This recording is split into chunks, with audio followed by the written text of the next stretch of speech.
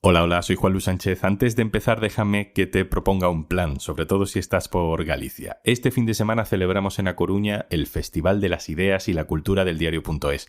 Hay muchas cosas interesantes, pero que sepas que el sábado a las 7:30 de la tarde, en la Plaza María Pita, vamos a grabar un capítulo de este podcast en directo con público. Vente, tienes todos los detalles en el Diario.es Festival. Venga, vamos con lo de hoy.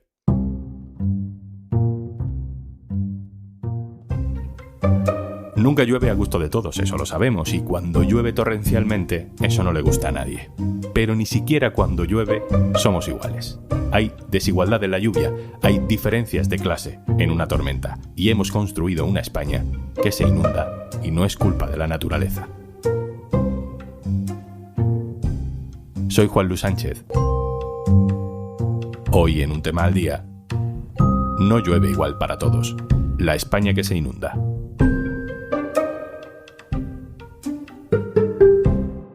Una cosa antes de empezar. Hola, si estás volviendo estos días al trabajo, a clase o a la rutina en general, te dejo por aquí 60 días gratis para que pruebes Podimo, porque escuchando podcast todo se lleva un poquito mejor. Entra en podimo.es/día y eso, 60 días gratis. Hace unos días una parte de España sonaba así.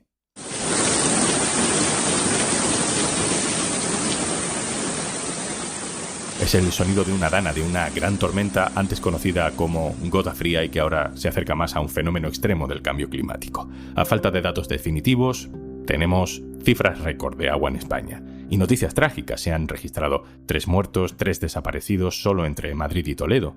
Una de las personas de la que se ha perdido el rastro, por ejemplo, es el padre de un niño de 10 años que se salvó porque estuvo encaramado a la rama de un árbol durante 8 horas. El padre no ha aparecido. Otro chaval ha muerto ahogado en un ascensor que se fue llenando de agua. Hay una España inundable. Hay 1 millón de viviendas construidas en zonas que corren riesgo de anegarse cuando llueve torrencialmente, algo que va a ocurrir, dicen los científicos, cada vez más. En Los Alcázares, en Murcia, por ejemplo, el pueblo está atravesado por 3 ramblas distintas. Han vivido 6 grandes inundaciones en menos de 5 años. Este es Santiago, un vecino afectado. Hola, mi nombre es Santiago y vivo en Los Alcázares, que es municipio de la región de Murcia. Pues en diciembre del 2016 estamos en nuestras casas, no tenemos noticia ninguna y sufrimos un tsunami de agua, el cual estuvo pasando en torno a 24 horas el agua por el pueblo y nos deja un pueblo arrasado con miles de coches, de los cuales 5 coches eran de nuestra familia, también cientos y cientos de viviendas. Sin apenas reponernos, tenemos en septiembre del 2019 otra gota fría, la cual pues fue terrorífica, y ahí pues fue la puntilla. Cada vez que nos dicen que entramos en un periodo de lluvias, principalmente en los meses de septiembre y octubre, apenas la gente puede vivir, puede dormir. Cada vez que se pone y se hace una alerta por parte de los servicios correspondientes de alerta naranja, la gente pues va corriendo a recogerse sacos de yeso, a prepararse para poner baldos para que no entre el agua en las casas. La devaluación de las viviendas ha caído muchísimo. Cada vez que entramos en periodos de alertas, cada vez que nos dicen que va a llover, pues bueno, la ropa no nos sienta en el cuerpo. Intentamos proteger nuestros bienes lo mejor posible, los coches subiéndolos a sitios donde sabemos que es casi imposible que el agua se los pueda llevar, cubriendo las puertas de los garajes, las cocheras. Que Los Alcázares, como ejemplo de muchos otros lugares de España, se inunde, no es casualidad. No es un capricho divino, desde luego, pero tampoco es mala suerte ni cosas de la naturaleza.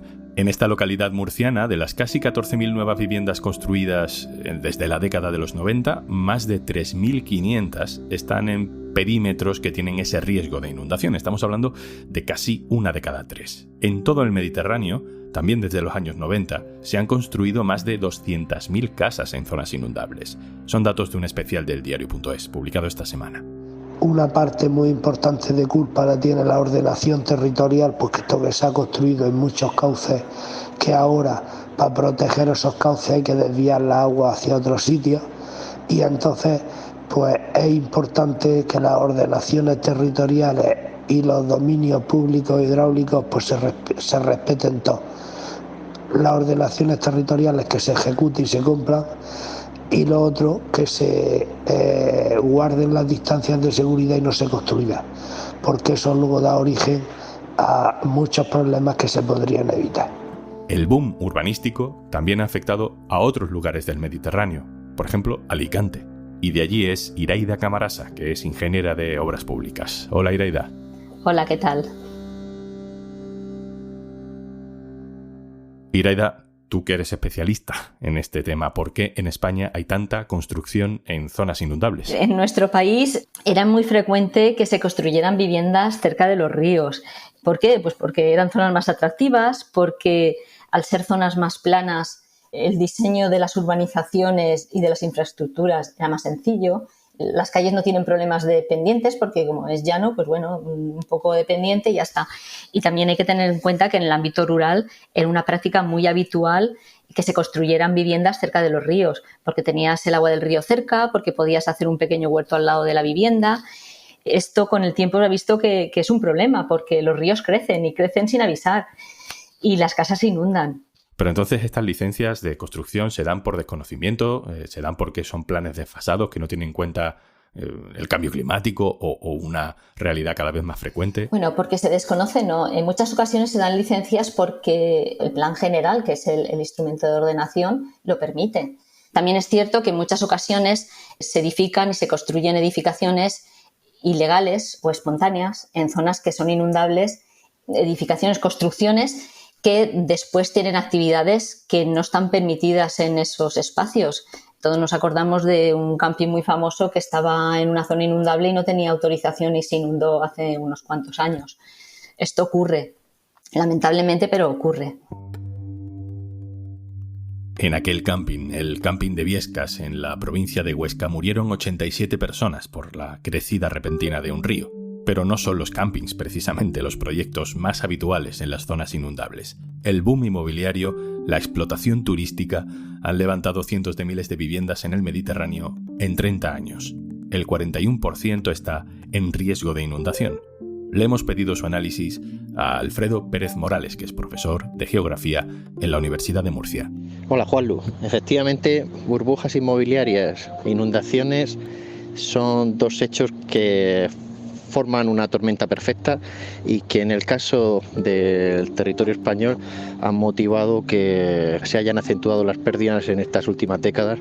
Han ido facilitando la ocupación de espacios inundables que hasta entonces habían permanecido respetados, pero que sobre todo, y en el caso del litoral mediterráneo español, esto representa unos suelos que son bastante atractivos para los municipios, aquellos que son carentes de espacio urbanizable, con el consecuente aumento de la exposición y posteriormente del riesgo cada vez que se materializan lluvias de fuerte intensidad horaria, como son las que motivan las danas o gotas frías, y ese en definitiva sería el escenario de riesgo generado en las últimas décadas y que ha motivado pues que más que el clima haya sido la exposición la que acentúe las pérdidas económicas. En el mapa de la España inundable que han hecho mis compañeros del diario.es, Pau Rodríguez, Raúl Sánchez y con la colaboración de muchas personas de la redacción en diferentes puntos de España, hay muchas cosas curiosas. Si buscas tu calle, si buscas tu casa, seguro que ves algo en tu zona que te llama la atención. Nosotros nos hemos fijado en algo que tiene que ver con la ciudad en la que tú vives, Iraida, en la que tú trabajas, que es Alicante, en esa playa de San Juan, famosa en la ciudad. Es muy curioso porque en la primera línea de playa no es una zona inundable, pero justo detrás hay un amplio terreno que hay, digamos, en la siguiente línea, más lejos de la playa, que sí es inundable. Este tipo de cosas, ¿por qué pasa? Sí, bueno, para entender esto hay que conocer un poco la historia de la zona de la playa de San Juan. La zona interior de la playa de San Juan era una zona de aluvión, era una zona llana, a cota más inferior que la cota del mar, que se utilizaba como terrenos de agricultura, de plantación, ¿no? de huerto. Bueno, cuando se desarrolló el planeamiento, pues el estudio de las rasantes de esa zona, digamos que no fue muy afortunado y se hicieron unas rasantes dejando la zona más hundida que la zona de la costa, con lo cual la evacuación o el drenaje de la zona cuando llueve pues es escasa, y aunque se han hecho colectores para evitar que se inunde, pues en ocasiones se acumula el agua y tenemos problemas de inundaciones. Estamos hablando con Iraida y estamos hablando de esa zona en concreto inundable de Alicante, no por casualidad, sino porque, Iraida, tú trabajaste en un parque que está diseñado para intentar evitar los daños que una inundación pueda tener en la playa de San Juan, ¿no? Es el Parque de la Marjal, un proyecto en el que tú participaste en el diseño. ¿Qué pasa en ese parque cuando empieza a llover y cuando se prevé que hay inundaciones? En el Parque de la Marjal, cuando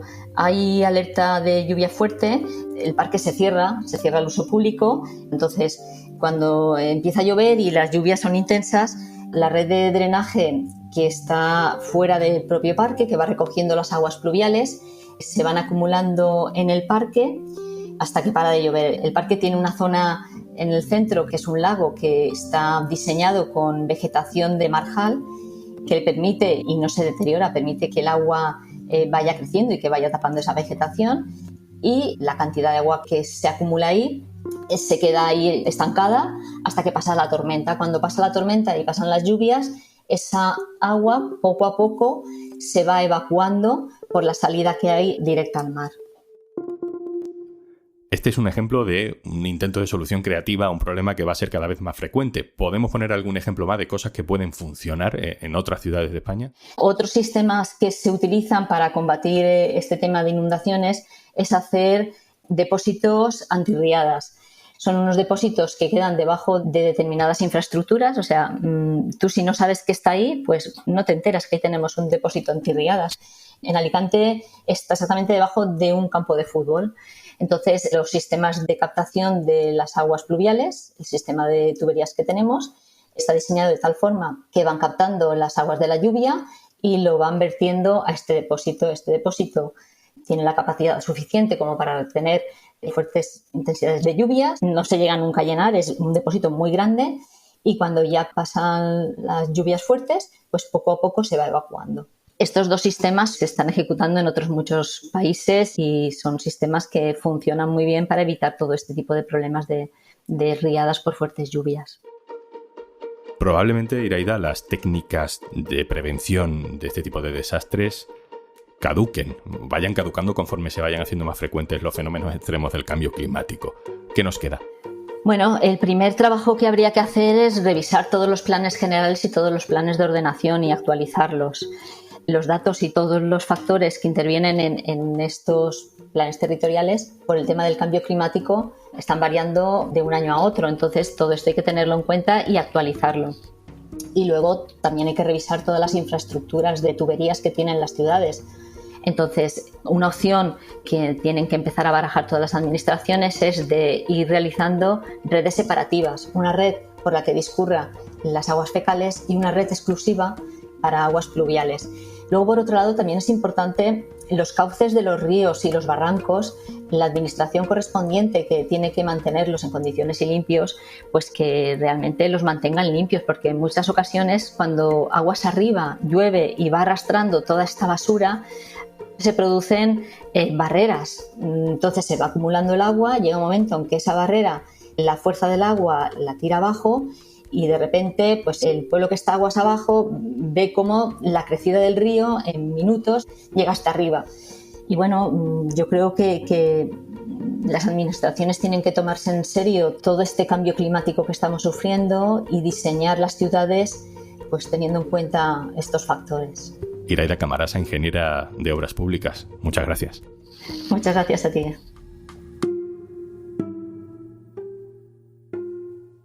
Y antes de marcharnos...